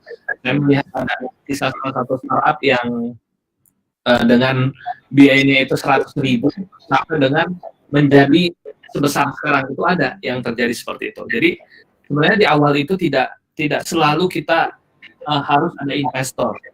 Ya, di awal kita yang penting niatkan untuk membangun produk yang mana produknya ini bisa digunakan oleh user dan kita bisa punya user gitu. Jadi di awal niatnya seperti itu. Nanti seiring dengan waktu kita bisa tumbuh kembali, punya investor, punya yang mendukung kita. Jadi kita di awal niatnya seperti itu. Terima kasih Pak. Oke, baik. Sasmito terjawab, mudah-mudahan di awal tidak terlalu bergantung oleh investor, tapi juga berusaha keras dulu untuk memperlihatkan apa yang sudah dibuat. Nah, nanti pelan-pelan kalau produknya sudah bagus dan banyak orang yang melirik, ya kemudian itu bisa lebih berkembang. Nah, itu pertanyaan yang berikutnya tuh Pak Okta. Benar kan namanya startup itu lekat dengan mentalitas bakar duit? Oke, ya ini sebenarnya istilah ya Pak ya. Banyak yang mengatakan banyak bakar duit semakin populer. Nanti bisa didapatkan hasilnya di kemudian hari. Ya ada yang menjalankan seperti ini. Tapi beberapa startup digital itu yang saya ketahui juga ada juga tidak membakar uang gitu ya, istilahnya membakar uang misalnya dengan promosi yang berlebihan gitu. Jadi jalannya itu kita biasanya kalau di startup itu ada KPI usernya. Jadi kita lihat peningkatan usernya itu misalkan apakah eksponen atau linear. Nah itu yang kita lihat. Nah biasanya beberapa startup itu saya nggak bisa sebut nama startupnya, ada yang melakukan seperti ini dengan tujuan agar mendapatkan user dengan sebenarnya eksponen. Eksponen itu pertambahannya itu signifikan gitu. Salah satunya memberikan promosi-promosi, memberikan yang dengan gratis gitu. Tapi kalau kita sebenarnya di Bisai kita tidak berprinsip membakar duit. Seperti itu. Ya ini tergantung gitu. Kalau mendapatkan dananya besar dari investor, misalnya dari berapa triliun gitu kan, ya mungkin bisa dengan marketing seperti itu gitu. Tapi kalau misalkan dananya terbatas, apalagi kita mungkin masih baru mahasiswa, ini kita gunakan dulu aja yang bisa kita kerjakan, yaitu membentuk tim dengan teman-teman ya, kita bangun startup tanpa mengeluarkan uang itu bisa seperti itu. Terima kasih. Oke, baik. Terima kasih Pak Oktaviano. Mudah-mudahan ini bisa memberikan gambaran buat teman-teman hal-hal yang berkaitan dengan bagaimana hal-hal yang tren pada saat ini berkaitan dengan startup. Nah, pertanyaan dari Wida Ayu Larasati. Tindakan yang paling tepat yang kita ambil sebelum kita mulai pembuatan startup agar hasilnya tidak gagal. Apa ini Pak tindakannya nih Pak? Oke, baik, terima kasih. Ya, jadi saya juga belajar dari pengalaman, sudah banyak startup yang saya awali itu gagal. Maksudnya gagal itu tidak ada user, tidak ada pengguna, kemudian kehabisan dana itu sering. Saya mulainya itu di 2012 kalau nggak salah, pertama kali dengan teman saya berdua, kita programmer, nggak ada orang bisnis awalnya gitu. Nah ini juga kita orientasinya mencari freelance gitu. Nah ini bisa dikatakan startup gitu karena sudah ada penggunanya. Kemudian di setahun setelahnya kita gagal. Ya gagalnya ini sebenarnya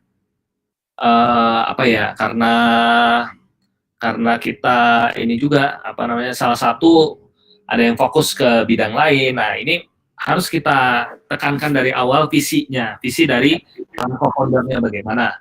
Apakah siap untuk full time di sana, itu juga penting gitu di dalam startup digital gitu. Jadi agar tidak gagal, karena ya kalau gagal sebenarnya hal yang wajar ya kalau di startup digital, namanya juga kita ya mungkin masih mahasiswa, kan ini sesuai topik masih mahasiswa, ya gagal, yang penting pengalamannya dapat gitu.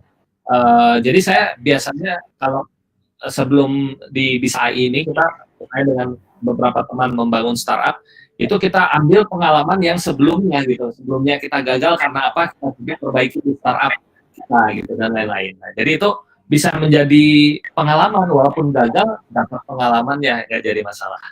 Terima kasih. Baik, untuk pertanyaan yang berikutnya saya batasi ya, sampai jam berapa ini kita Pak Okta? Ini kalau ditanya terus, mahasiswa banyak nanya terus nih. Pertanyaannya banyak sekali yang minat nih sebenarnya mahasiswa, terutama yang berkaitan dengan promosi dan strategi yang harus dilakukan agar supaya bisa berkembang. Bagaimana cara strateginya agar bisa menjadi startup yang mendunia. Itu sih Pak, ada 2 pertanyaan yang mirip ini dari Clay Ermi sama Arif Adi Ribowo.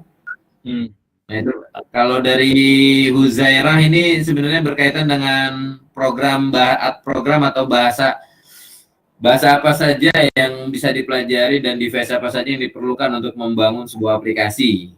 Silakan Pak, 2 itu dulu deh.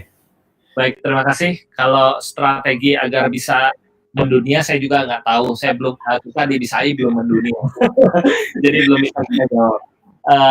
Tapi strategi marketing itu sebenarnya ada banyak. Ya, kita harus belajar.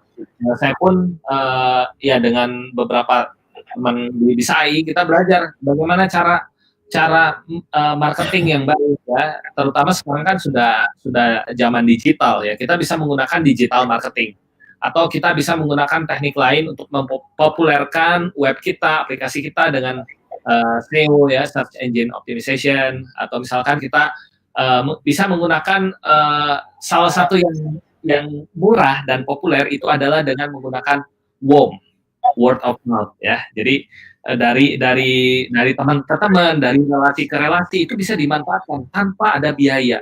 Ini juga sudah banyak penelitian yang dilakukan teman-teman dosen. eWOM salah satunya itu sangat efektif dalam mempopulerkan produk digital ya, terutama ya aplikasi gitu, dengan menggunakan eWOM gitu. Jadi eWOM pun saat ini kita sedang kembangkan bagaimana agar kita bisa mempopulerkan produk kita, tapi menggunakan word of mouth. Itu karena sangat powerful, dan dananya pun nggak ada sebenarnya yang dikeluarkan ya, hanya membuat kualitasnya baik, kemudian mempopulerkan ke teman-teman, itu bisa dengan eWOM. Itu untuk pertanyaan dari siapa? Clay Army tadi ya. Kemudian pertanyaan berikutnya dari mungkin ini sedikit Pak, yang dari Arif Adi Ribowo. Nah, jadi ini strategi bagaimana ya kita misalkan menyiapkan produk yang kita buat. Produk itu di awal kita tidak bisa membuat produknya langsung produk jadi. Maksudnya kita ingin membuat misalnya aplikasi seperti Gojek, nggak mungkin gitu, karena berat gitu. Itu pun mungkin hasilnya delivery partner tersebut sudah bertahun-tahun dikembangkan sampai dengan saat ibanya jutaan gitu. Nah itu tidak mungkin kita bisa membuat dalam sekejap aplikasi yang mirip dengan startup yang sudah matang gitu. Tapi kita bisa membuat aplikasi-aplikasi yang sifatnya adalah MVP, minimum viable product. Bagaimana kita membuat aplikasi minimum, nyampe dulu aja ke user, masalah desain, masalah kelengkapan fitur itu nomor sekian. Yang penting user sudah bisa menggunakan. Contohnya misalkan di Bisa AI kita di bulan Juni kalau nggak salah kita jalan dengan Aptikom. Teman-teman Aptikom banyak yang ngisi di Bisa AI webinar. Kita fiturnya masih terbatas saat itu.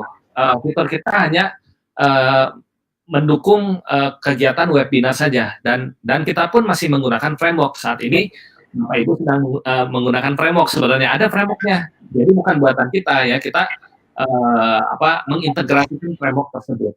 Nah, jadi ini yang penting pada saat itu prinsip kita adalah startup-nya jalan dulu saja gitu. Jalan dulu seiring dengan waktu kita lengkapi MVP-nya, minimum viable product yang kedua, yang ketiga sampai dengan yang ke N. Saat ini di SAI kita sudah jalan kalau nggak salah udah lebih dari 10 MVP. Kita mau jalan ke step berikutnya juga ada plannya gitu. Salah satunya dengan model Scrum. Oke, saya coba jawab lagi pertanyaan Huzaira. Latihan membuat aplikasi bahasa pemrograman yang dipelajari. Ya, sebenarnya kalau rekomendasi saya yang penting kita bisa dasar pemrograman, kemudian struktur data agar efisien kita ngodingnya. Kemudian kita bisa pilih misalnya aplikasi web atau mobile yang ingin kita pilih ya, bisa mobile, bisa web, bisa apa namanya back end. Ya, ini harus pilih gitu. Nggak bisa kita di awal mungkin kita full stack gitu. Itu sebenarnya menghabiskan waktu kalau full stack. Jadi kembali lagi ke startup, kalau ingin membuat startup, cari teman-teman yang punya keahlian spesifik. Ya, misalkan ada yang jago di mobile apps, ada yang jago di information security, ada yang jago di infrastructure, ada yang jago di cloud computing. Nah, itu kan semua dalam startup digital yang dibangun. Bisa seperti itu. Jadi, mungkin perlu dihindari juga, bukan dihindari ya, tapi harus memilih spesifik. Misalnya ada teman yang jago banget, bisa semua nih, Android-nya bisa, iOS-nya bisa, web-nya bisa, back-end-nya bisa. Nah, itu mungkin lebih tepatnya jadi pemimpin saja gitu, jadi leader-nya kalau bisa semua.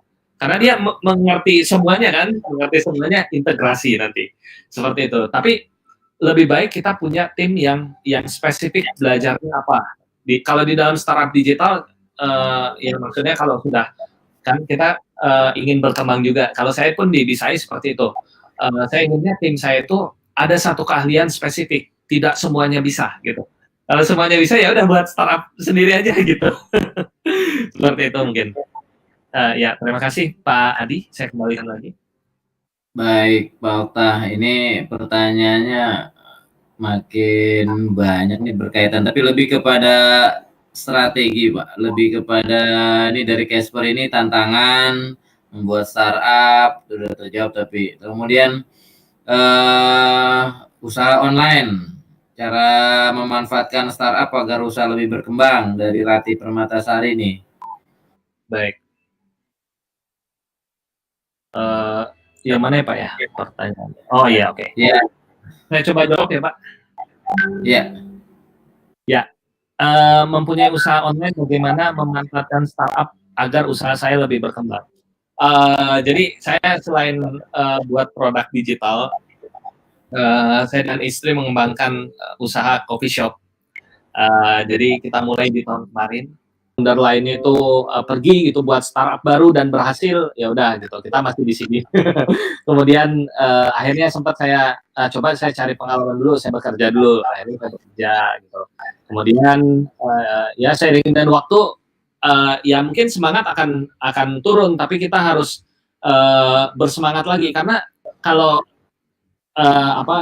kita buat startup itu kan kita bisa menentukan sendiri gitu. Maksudnya menentukan sendiri itu kita bisa menentukan apa yang ingin kita bangun, timnya bagaimana, itu kita bisa tentukan sendiri. Nah, ini menjadi perbedaan mungkin ya ketika kita menjadi founder atau co-founder dengan bekerja di suatu tempat gitu. Ini juga kita bisa memilih orang-orang yang tepat bagi tim kita. Nah, ini jadi motivasi lah buat kita untuk tetap di bidang startup ya. Jadi mendirikan startup dan lain sebagainya, seperti itu. Terima kasih.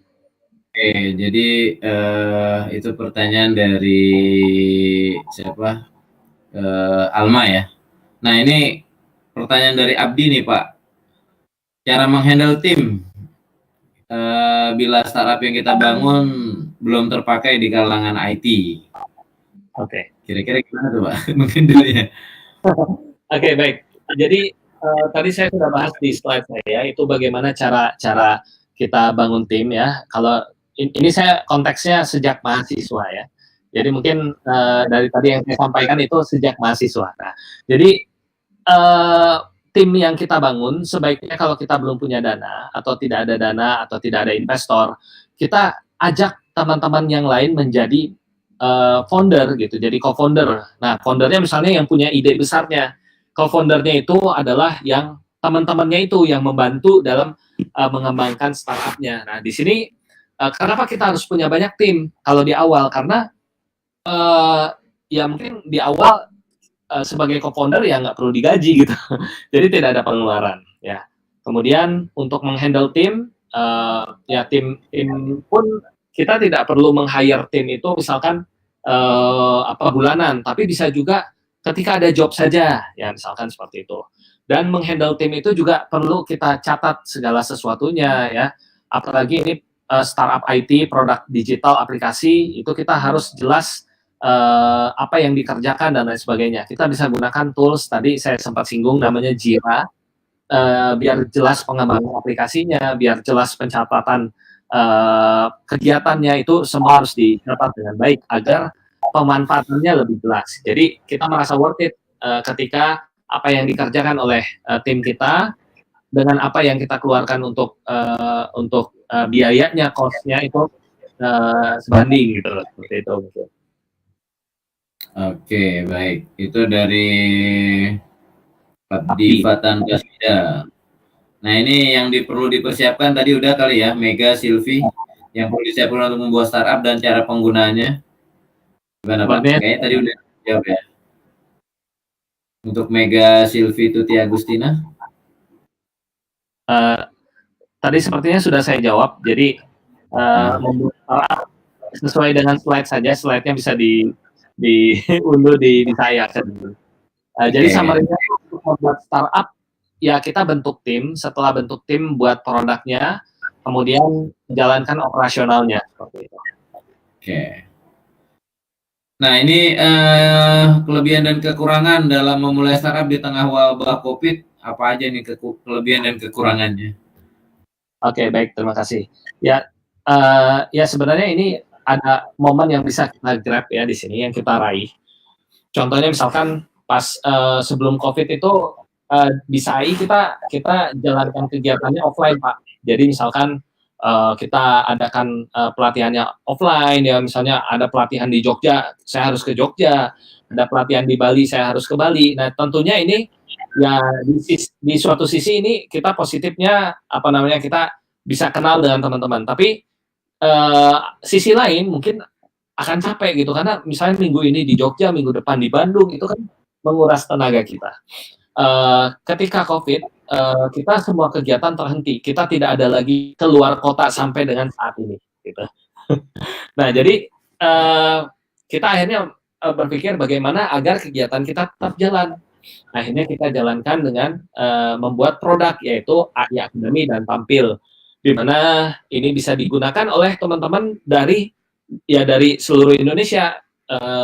Terakhir itu yang paling jauh sebenarnya ada dari Banda Aceh ya, kalau dihitung dari Jakarta, dan juga teman-teman dari Maluku Utara itu sudah pernah menjadi narasumber di SAI. Nah, ini artinya ketika wabah COVID ini ada, bukan berarti kita stop kegiatan. Nah, kita bisa cari peluang lainnya gitu. Malah saat ini saya bersyukur kita bisa dapat kenalan teman-teman di Banda Aceh, dapat teman-teman dari Maluku Utara gitu, dan lebih banyak lagi yang sebelumnya mungkin kita terbatas hanya di Pulau Jawa saja Pak maksimal, dan Bali gitu. Sekarang sudah mulai merambah ke yang lain karena tadi didukung oleh semua orang stay at home gitu kan, semua orang bekerja dari rumah gitu. Kita mengadakan kegiatannya online gitu. Ini mungkin jadi peluang tersendiri. Nah, jadi bukan berarti ketika COVID ini kita nggak ada ide-ide kreatif yang bisa kita buat ya. Banyak banget ide yang bisa kita buat seperti itu. Ya, memang saya akui ya, efek dari COVID ini beberapa pekerjaan sebenarnya ketika bisa dari rumah itu ternyata bukan makin sedikit, malah makin banyak, Pak. Kenapa? Tidak ada batasan waktu sebenarnya. Nah, makanya ini kreativitas harusnya tetap terbangun dengan adanya hal-hal yang seperti ini. Nah, makanya tinggal melihat peluangnya saja. Apa yang menjadi kebutuhan dari teman-teman nih sebenarnya. Baik, Pak, pertanyaan berikutnya saya dibatasin ini sampai pukul 9.21 ya, masih ada waktu waktu 10 menit. Mudah-mudahan nih teman-teman masih semangat untuk bertanya nih pakainya. Nggak apa-apa Pak Okta ya? Ya, nggak apa-apa, Pak. Oke, baik. Nah, ini pertanyaan dari Aprisi Jess Anderta. Kelebihan dan kekurangan memulai startup. Oke, udah tadi ya, kekurangan kelebihan. Berikutnya dari Riza. Apakah kompetitor itu wajib jika memiliki kompetitor harus mencari kompetitor yang besar? Oke, baik. Saya jawab ya, Pak ya. Jadi logiknya seperti ini. Kita misalkan jualan bakso, misalnya jualan bakso di suatu daerah terpencil, nggak ada penjual lainnya, gitu. Kita jualan bakso nih di suatu daerah tidak ada penjual lainnya. Kira-kira orang mau beli tidak? Seperti itu. Nah, beda halnya ketika kita jualan misalnya bakso, kemudian ada beberapa teman kita yang ikut jualan juga, akhirnya rame daerah tersebut. Nah, akhirnya ketika rame tersebut, banyak orang yang datang untuk membeli gitu. Pembelinya semakin banyak, tapi kios-kios baksonya pun semakin bertambah. Ya, nah jadi kompetitor itu sama seperti analogi tadi. Kalau kita jualan produk yang apa namanya tidak ada kompetitor, mungkin tidak laku juga gitu. Tapi ketika ada kompetitor, ini bisa bersaing gitu, bisa bersaing apa namanya produknya ini bisa dilihat gitu karena kompetitor itu tidak selalu mengambil, bukan tidak selalu ya, tapi tidak identik dengan mengambil apa rezeki kita, bukan. Nah, tapi kompetitor ini malah kalau saya dan tim kita melihatnya teman-teman yang usahanya sama di bidang apa namanya AI, training AI online. Ini sebenarnya kita harus harus ngumpul nih gitu biar biar orang-orang tuh tahu juga ini ada training AI. Jadi orang-orang yang belum tahu AI bisa jadi lebih tahu AI. Pasarnya banyak, pelaku usahanya pun banyak. Jadi jangan dijadikan kompetitor ini sebagai apa namanya saingan kita yang akan mematikan usaha kita, tidak seperti itu. Dan kompetitor ini harus yang besar, tidak juga seperti tadi yang saya sampaikan. Misalkan contoh yang tampil, kita tidak memilih usahanya itu mirip dengan Zoom. Kita tidak jualan video conference, jualan tapi tidak semasif Zoom. Kita tidak di arah sana, tapi kita ingin ke arah komunitas. Nah, ini komunitas itu yang masih belum banyak yang mencapainya. Nah, kita coba ambil di arah sana. Kompetitornya ada nggak? Ada banyak nggak? Banyak juga, tapi bukan Zoom yang kita jadikan kompetitor seperti itu. Terima kasih.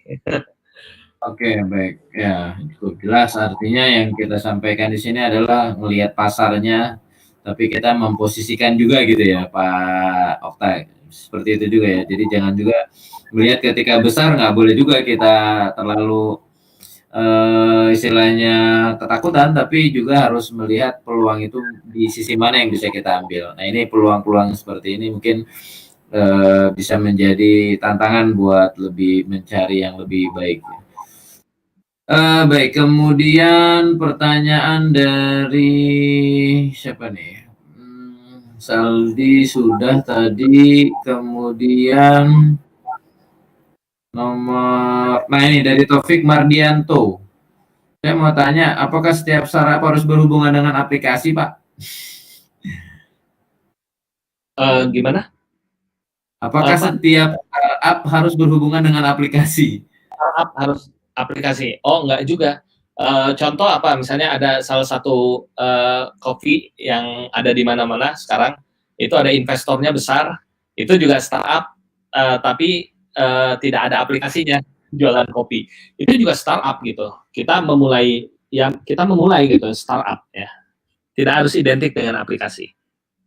Oke, jadi startup itu dalam bisnis tidak selalu berhubungan dengan aplikasi, tapi ketika ada ide untuk membangun secara offline pun, kemudian dia bisa jejaring terhadap sebuah komunitasnya, itu mungkin bisa jadi dikatakan startup juga gitu Pak Okta kali ya? Iya, betul. Baik, kemudian Reza Ahmad Fauzi, memang karena memang modal yang kurang dan akhirnya kita mengajak teman-teman untuk mau startup untuk pengeluaran sedikit, tapi di pertengahan jalan ada tim yang meluk karena memang kebutuhannya yang kurang. Gimana solusinya tuh? Modalnya Ya, kurang, terus pengeluarannya juga ya belum apa-apa, jadi di tengah jalan bubar gitu.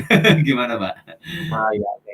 Ya, kalau seperti itu mungkin ya banyak opsinya. Salah satunya ya kita bisa bisa cari partner yang mempunyai visi yang sama gitu.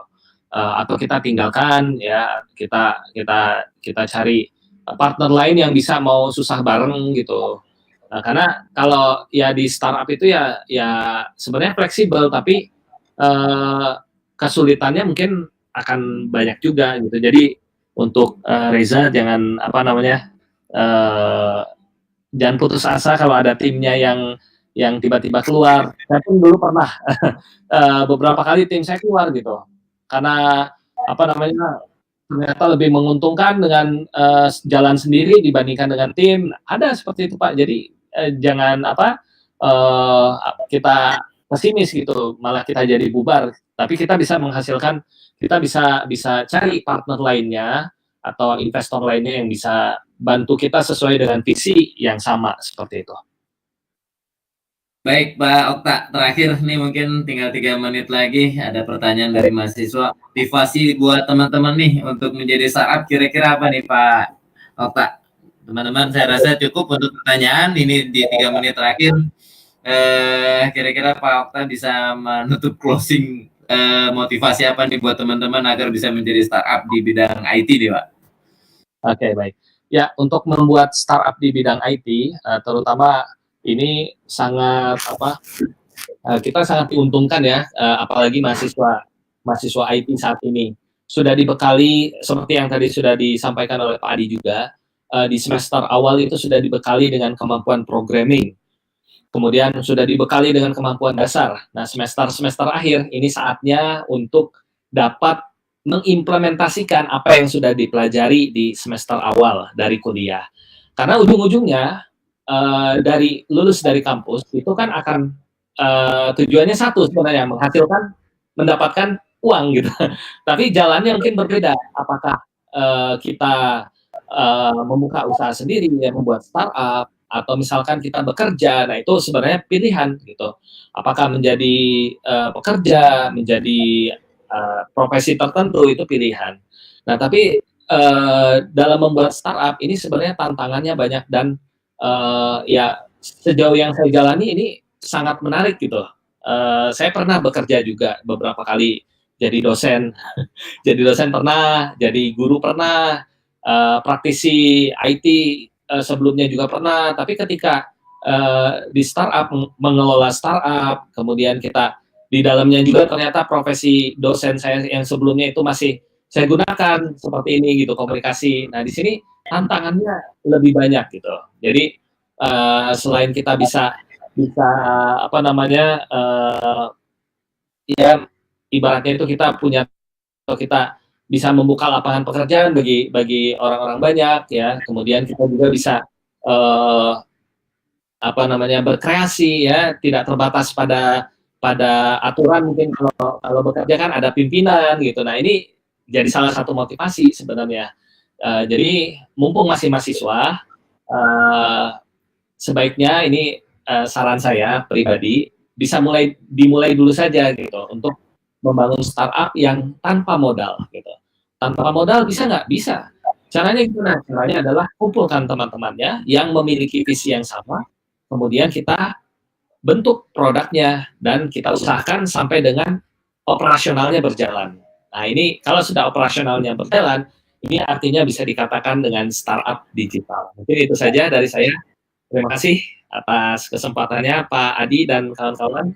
Saya kembalikan lagi kepada moderator Pak Adi. Terima kasih. Baik, Pak Oktaviano. Alhamdulillah nih, terima kasih banyak sekali nih wawasan dari Bapak perihal informasi startup. Mudah-mudahan ini banyak teman-teman yang mengikuti baik via YouTube maupun melalui webinar ini. Mudah-mudahan apa yang tadi Bapak sampaikan, mulai dari penerapan ide, kita mulai harus membangun, mencari ide, kemudian merencanakan sebuah bisnis yang akan kita buat, kemudian coba menentukan mana yang akan menjadi target kita, kemudian kita membangun produk, kemudian merilisnya sampai kita bisa menyelesaikan suatu operasional itu untuk bisa diimplementasikan. Nah, mudah-mudahan ini bisa menjadi pengalaman buat kita dan ilmu baru buat kita, teman-teman berupaya, terutama teman-teman yang masih di semester 1 bisa melihat dan peluang ini bisa kita gali dan bisa kita dapatkan agar ke depan apa yang kita cita-citakan ketika kita lulus kuliah ataupun waktu kuliah kita sudah mulai membangun usaha dan bisnis itu. Itu saja Pak Oktano dari saya sebagai moderator. Mudah-mudahan malam ini kita mendapatkan pengetahuan yang banyak untuk menjadi startup dan teman-teman semua bisa belajar dari hal-hal yang kayak gini menjadi motivasi untuk terus belajar dan kemudian mengembangkan diri. Terima kasih Pak Oktano dan teman-teman yang hadir. Kita tutup saja pada malam hari ini. Saya sebagai moderator mengucapkan terima kasih atas kehadiran teman-teman yang ikut dalam webinar pada malam hari ini dan kepada tim panitia dari BISA AI dan ITB Swadharma atas terselenggaranya webinar ini juga kami mengucapkan terima kasih. Mudah-mudahan kita semuanya dalam keadaan sehat dan sejahtera. Kita tutup dan saya sebagai moderator mengucapkan terima kasih dan mohon maaf jika ada kekurangan dan kesalahan. Assalamualaikum warahmatullahi wabarakatuh. Selamat malam. Waalaikumsalam warahmatullahi wabarakatuh. Terima kasih.